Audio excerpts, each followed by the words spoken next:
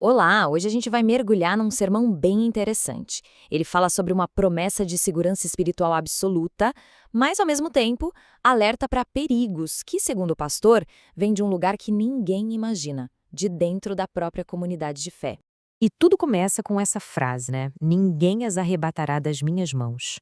É uma promessa muito forte que já define o tom de tudo. A ideia de que existe uma segurança, sabe, absoluta, inquebrável, que vem de uma força maior. Então a ideia central é essa: a salvação não é algo que a gente conquista por esforço próprio. É vista como uma obra já finalizada, sabe? Começada e garantida por Deus e que não depende em nada da nossa capacidade ou da nossa falta de capacidade. Para reforçar esse ponto, o sermão se apoia em alguns pilares: a vida eterna como um presente, a promessa de nunca perecer, enfim, tudo aponta para essa garantia que não pode ser revogada. Mas, e aí vem o mais, o que acontece quando essa certeza toda é colocada à prova? Pois é, segundo o pregador, o maior perigo não vem de fora. Não. Ele argumenta que as maiores ameaças estão, na verdade, dentro da própria comunidade. E tudo começa com a hipocrisia de cada um. E para ilustrar essa ideia, o sermão conta uma história. Uma história muito boa, aliás, sobre o que rola quando a fé vira só teatro. E o palco dessa história, um avião. Imagina a cena. Um homem encontra um antigo colega de faculdade no voo e começa a se gabar do seu poder espiritual, dizendo que expulsava demônios e tudo mais. Basicamente, ele quis passar uma imagem de superautoridade espiritual. Só que o amigo dele não deixou barato, não. Virou pra ele e mandou na lata. Ah, é? Então ordena que eles entrem em mim agora mesmo. Um desafio direto ali, a quase 10 mil metros de altura. E o resultado, a autoridade toda do sujeito virou pó na hora. Ele entrou em pânico e ficou implorando pro amigo parar com a brincadeira. O ponto aqui é justamente esse. A história mostra uma fé que é só fachada, sabe? Uma fé que esconde um medo gigantesco por trás, em vez de uma convicção real. E o pastor sugere que esse medo é só a ponta do iceberg, um sintoma de algo bem maior. E é aí que o sermão sobe o tom. A ameaça agora não é mais só sobre o medo de uma pessoa. O argumento é que existe um engano em larga escala, organizado e vindo de quem menos se espera, do púlpito, dos próprios líderes.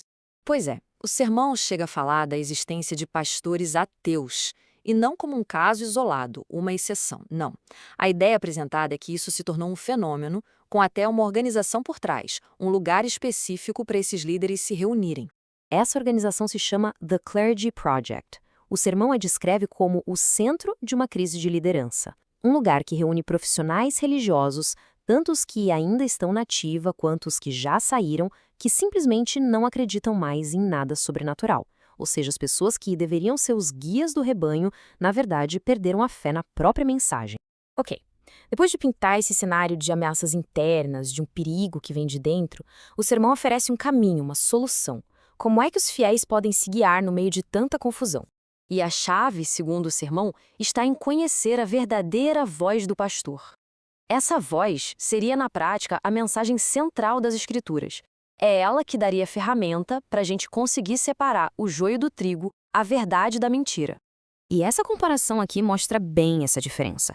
De um lado, o bom pastor, que entra pela porta que as ovelhas conhecem a voz, do outro, o ladrão ou mercenário, que pula um muro que é um estranho. Um vem para dar vida, o outro para roubar, matar e destruir. Fica bem claro o contraste que o sermão quer desenhar entre quem é um guia de verdade e quem é um impostor. Com isso, a mensagem meio que fecha um ciclo, sabe? Ela volta lá para o começo, para aquela promessa fundamental de segurança. A conclusão é que a segurança de verdade não vem de seguir cegamente um líder humano, por melhor que ele seja. Afinal, todos são falhos. A certeza, segundo o sermão, vem da confiança nessas promessas divinas, que estão acima de qualquer erro humano. Coisas como aquele que começou a boa obra vai completá-la, ou os dons de Deus são irrevogáveis. Então, a grande mensagem que fica é essa. A segurança não depende de quão forte o seguidor consegue se segurar, mas sim da força da mão de quem o segura. E para fechar, o sermão deixa essa reflexão no ar, que eu acho que é o grande desafio. Num mundo com tantas vozes, tantas mensagens, tantos pastores, como saber em quem confiar? É uma pergunta que fica ecoando sobre fé, liderança e, principalmente, sobre o nosso próprio discernimento.